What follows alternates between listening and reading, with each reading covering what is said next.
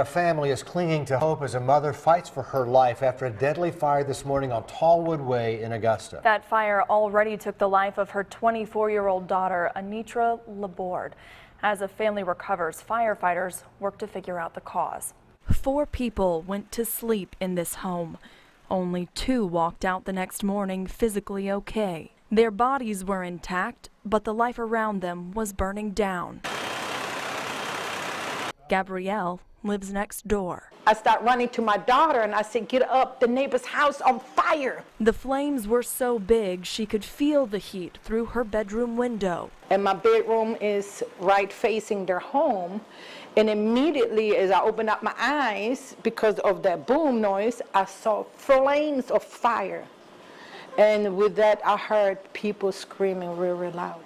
When they got there, it was fully involved, and they had to work to get into the residence. When firefighters finally got inside, they found 24-year-old Anitra Laborde in the front room. She did not survive. Her mother is still fighting for her life at the hospital. Find the entrance, please, all the way back. Back at the house, the scene stayed active for hours. The first call for help went out at 5:45 this morning, but investigators worked well into the daylight to figure out the cause. It was a big fire, big of flames.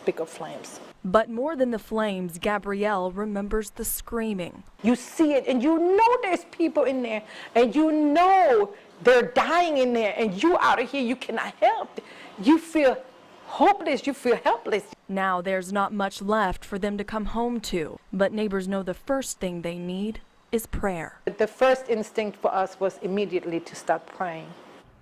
Now, the American Red Cross will also help this family get back on their feet, but at this point, there's still no word on where the fire started or why. And we heard that neighbor describe a loud boom that woke her up. Is that a clue in all of this? They did describe to me something that sounded kind of like an explosion, but the fire department says there's no evidence of a major explosion.